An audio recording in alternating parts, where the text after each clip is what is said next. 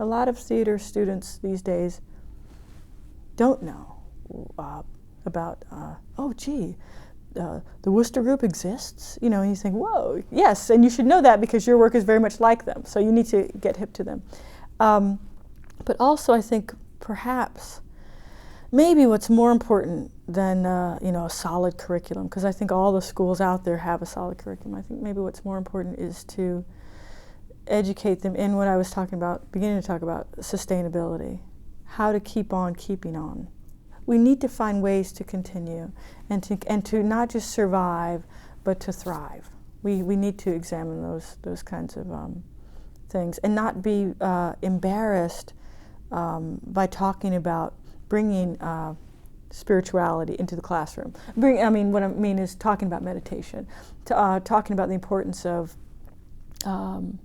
being a responsible world citizen. And I'm not just saying, oh, we all need to go to a third world country and do good. That's easy. Looking to your colleague on your left and your colleague on your right and being kind to them, that's hard. Being generous to your colleagues as you meet them at conferences or in the faculty lounge or whatever, that's the trick. There's a lot to be learned from teaching, and there's a lot to be learned from not teaching, actually. And I find that with my students, I feel like I can only teach them what they know already. I'm more of an encourager than an instructor.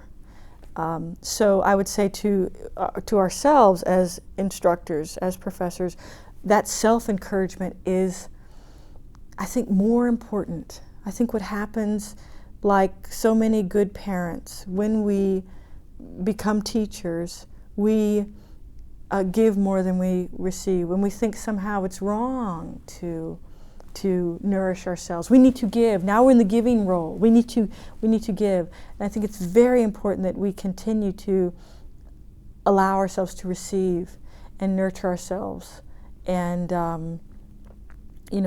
get our own work done. Someone in line today said, "Oh yes, here's a young a professor, and here's my student. He's writing wonderful plays. We need good plays by young people," she said. And I said, "And we need good plays by all people." I think you need to be. I was talking about this radical inclusion gesture is the gesture of a very open heart. It's also the gesture of a very, very, very strong. I used to study karate, and my karate teacher would, when you do kumite, when you do the sparring, we would all stand, like this. We're ready to fight, and he would stand like this, very, very strong. So you need to be very strong. You need to have just endless amounts of faith and enthusiasm, and endless ways to nurture that spring that's inside you. I think holding yourself above others will not work for long. Holding your arms open will support you. I have had, even today we did the keynote, and you gave me the wonderful introduction, and when I came out on stage, people applauded. It was like I had tossed myself into the mosh pit and people were holding me up, and we forget, we all need that. And just to be kind of brazen about saying, gee, I need support, I need love, and I appreciate that, and I will give as much, or hopefully more, you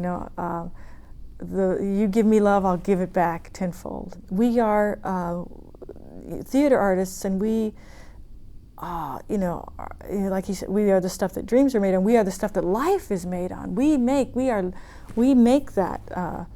We are makers of manners. We are makers of life.